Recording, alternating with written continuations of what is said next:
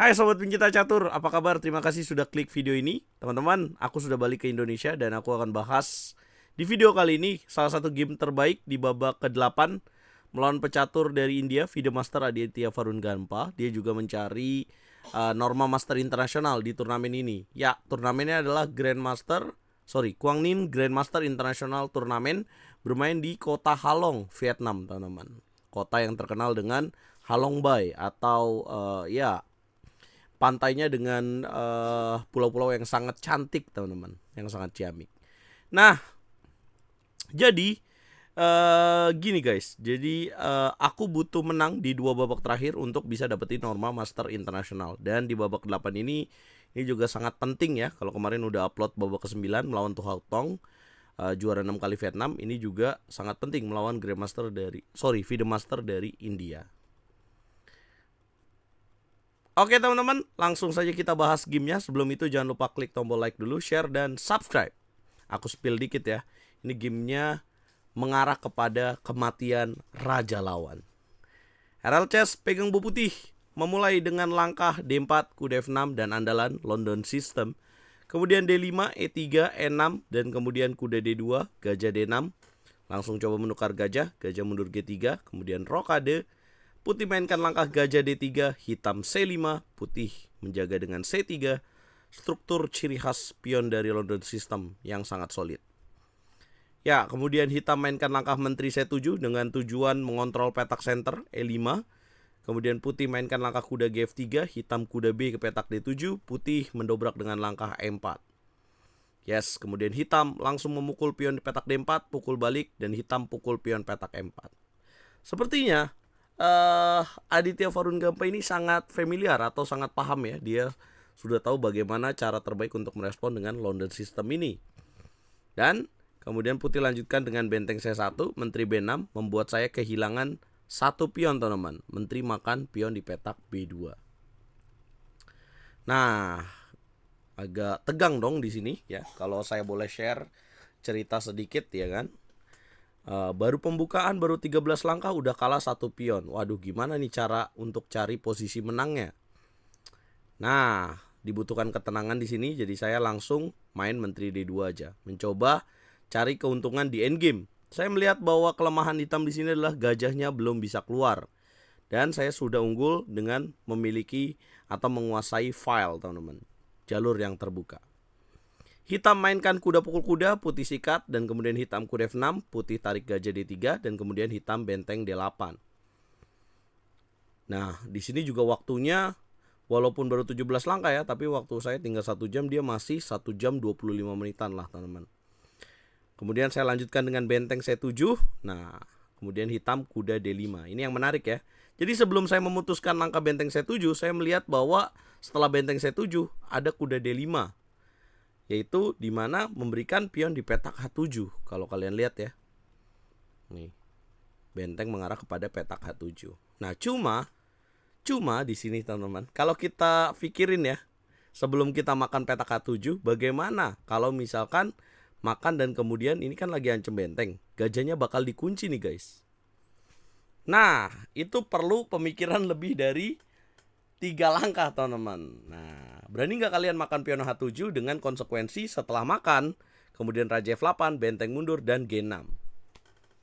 Nah, dan ini adalah partai saya, teman-teman. Apa langkah terbaik yang harus dimainkan oleh putih? Gajahnya kekunci. Apakah harus melakukan pengorbanan pada petak G6? Dan boom, itulah yang saya lakukan. Yes, saya sudah kalkulasi ketika makan, kemudian benteng bisa masuk, Raja 7, benteng ke petak H7, dan dia tidak mau remis ya. Kalau mundur lagi mungkin sebenarnya bisa potensi remis, tapi tentu saja unggul 1 perwira, dan dia berani untuk main langkah Raja ke petak F6. Kemudian lanjutkan dengan langkah kuda ke petak E5 dengan tujuan benteng ke petak F7, hitam menjaga dengan benteng F8, dan putih lanjutkan dengan jalan F4. Mulai memutus langkah-langkah raja untuk naik ke petak G5 atau F5. Hitam B5, dan kemudian putih lanjutkan dengan jalan G4. Boom! Sacrifice the pawn di petak F7. Dengan hitungan Apabila hitam terpancing kuda makan F4, maka saya akan mainkan langkah G3. Apabila kuda kembali lagi dengan ke petak D5, maka benteng F1, dapatkan benteng di petak F8. Jadi itu adalah jebakan. Lalu, apa jawaban hitam? Hitam mainkan langkah mundur, kuda ke petak B6.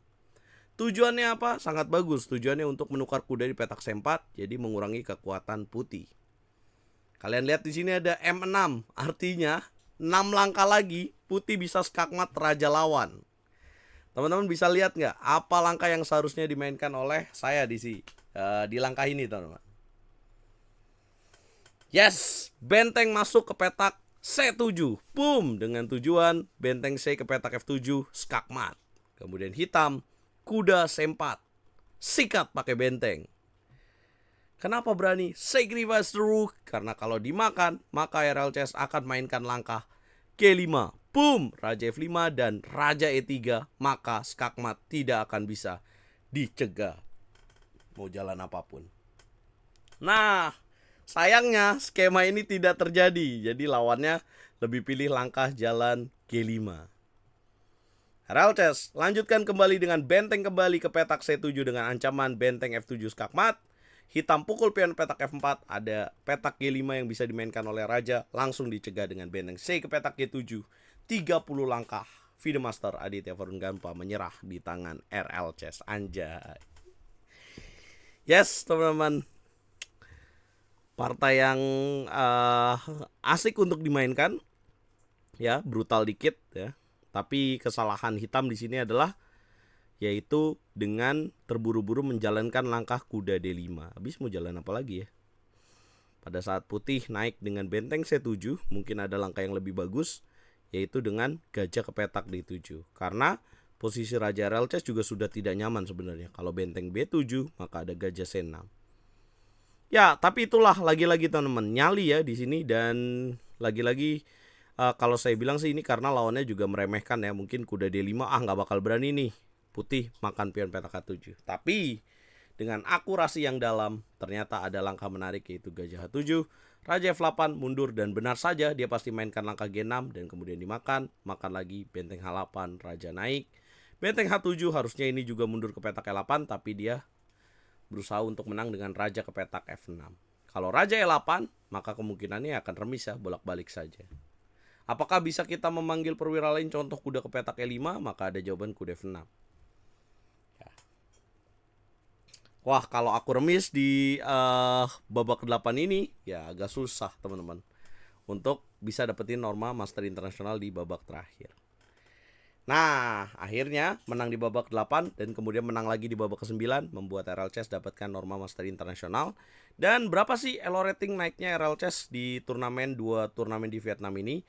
Naiknya total ada sekitar 30 lebih teman-teman elo rating. Jadi nanti kita akan lihat tanggal 1 Juni mungkin elo rating saya akan menembus 2318-an lah. Ya, bagus lah mengikuti turnamen, bisa naik elo rating sebanyak 30 elo rating dan tinggal satu step lagi untuk dapetin Master Internasional.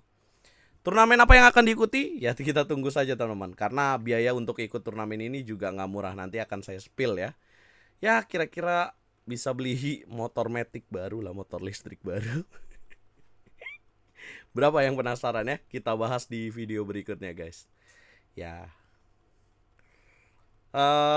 Berapa skala nilai permainan RL Chess di game ini guys? Jangan lupa like, share, dan subscribe. Dan jangan lupa malam nanti jam 22.00 waktu Indonesia Barat, jam 10 malam nanti bakal ada turnamen Norway Chess diikuti oleh Magnus Carlsen dan Ding Liren. Jadi kita akan nobar bareng-bareng lagi guys. Dan bakal ada giveaway untuk penonton yang beruntung ya. Jadi jangan lupa nonton nanti malam. Jangan lupa follow sosial media RL Chess ya, Rurep26, dan jangan lupa follow TikTok RL Chess, RL_Chess, dan juga nyalakan lonceng notifikasinya jadi nggak pernah terlambat guys. Oke, kita ketemu di live nanti malam guys.